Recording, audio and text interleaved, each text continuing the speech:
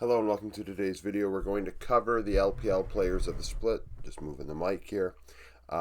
This is based 100% off of stats, KDA, KP, CS per minute, damage divided by gold, vision score divided by wards placed, gold difference at 15 minutes, and champions played per game.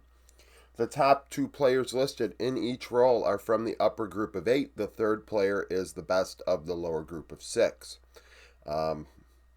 Obviously, it's very competitive at the top. We've got them jostling for position. Really, only FPX was kind of out of their depth, if you will. In terms of the lower group, I mean, it was very competitive with EDG and NIP. Very, very competitive. And we're seeing that now. So, in top lane, we have Flandre, followed by the Shy at the top of the rankings. Zika also had a great split for LNG. In KDA, ZDZ had a 3.5. Kill participation leader was Zika at 62%. We're seeing this meta obviously be less solo dolo. Very few kill participations above 50%. The top laner is very present. Farm-wise, ZDZ led the way at 8.7. Pretty high resources due to Angel being a mid, but Angel actually had high resources as well. EDG were just very dominant. Now, nobody is mentioned as the top player in a role for EDG on this video, but that is in part due to how quickly they were beating teams. They didn't get an opportunity to really farm stats. They were just that much better than their opponents. In terms of most aggressive, the Shy 1.9 damage per gold. That is some of the highest ROI you're going to find. I think it was the highest in the LPL outright. He was the most efficient in damage, the most aggressive relative to the gold he had. Share differential leader was Jiang of Ultra Prime. He had 5.2% more damage than gold. Ultra Prime, I had said throughout the season, at least the last, especially after the rookies kind of filtered out and we figured out what this team was.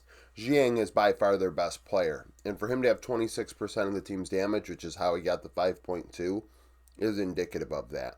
I think he is LPL level. I am interested to see if he stays in the LPL or if he ends up maybe on Talon next year or something, or PSG. That would be interesting. What else do we have here? We have vision efficiency. Flandre, 2.82 vision score per ward placed.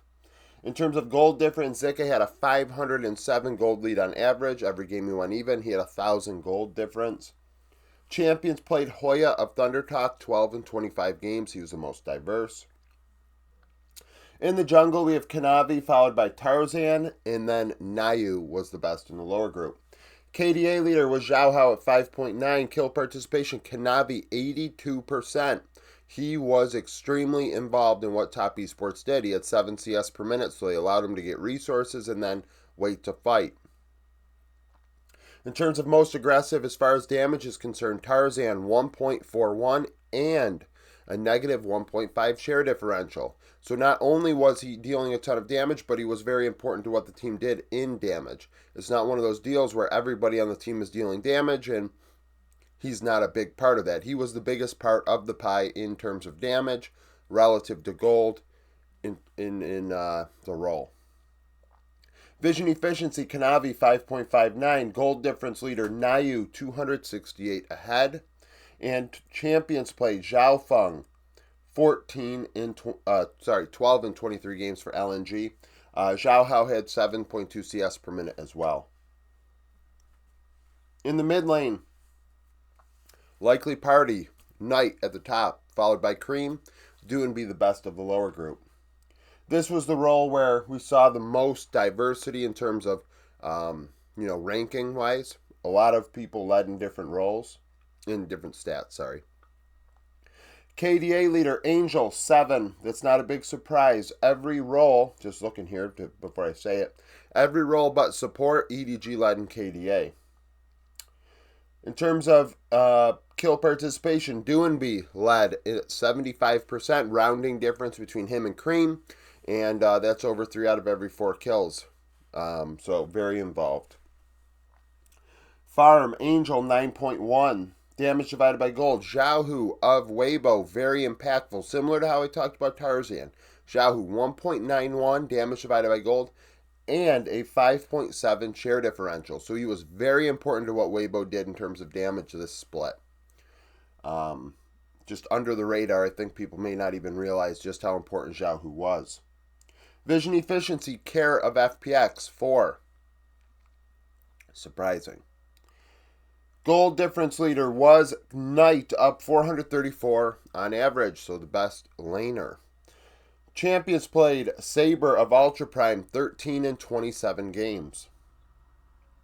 In bot lane, we have Gala, Jackie of FPX, and 1xN. KDA leader on 4.9. Kill participation leader and CS per minute went to 1xN. He had 79% of the team's kill participation. Thunder Talk really focused on the bot lane in terms of getting things done. Whether it was them in the 2v2 or spending a lot of time in the bot lane and trying to take that lead and go elsewhere, which makes sense with Korean solo laners. You'd like to imagine that they'd be able to handle their own. It didn't go as well as they would have liked. 9.7 CS per minute as well, so nobody with 10 CS per minute in the LPL in split 3. Damage divided by gold, there's quite a few players above 1.8. Gala slightly more than 1xN, a rounding difference, but 1.86. In terms of share differential, 1xN 8.9%. He had 34% of Thunder Talk's damage, if I recall, for 25% of the gold. He was the hardest carry out of anybody in the LPL in split 3, in my opinion.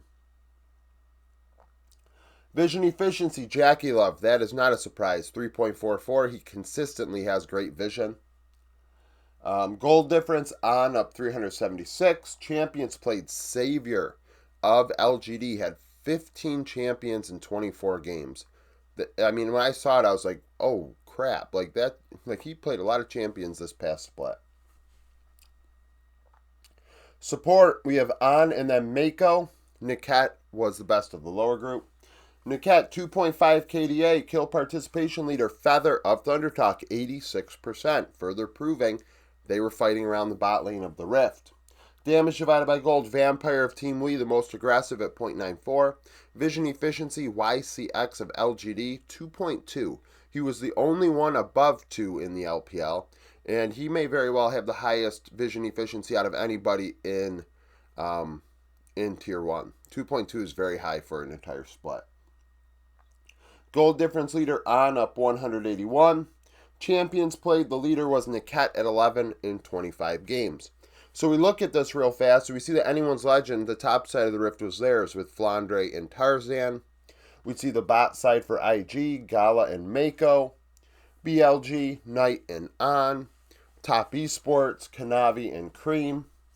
I mean, makes sense that everybody towards the top is kind of represented in some way. Those top couple teams that we know, well, BLG, Top Esports, Anyone's Legend, sure they had some speed bumps along the way, but the assumption is those three are at the top and IG is right there with them.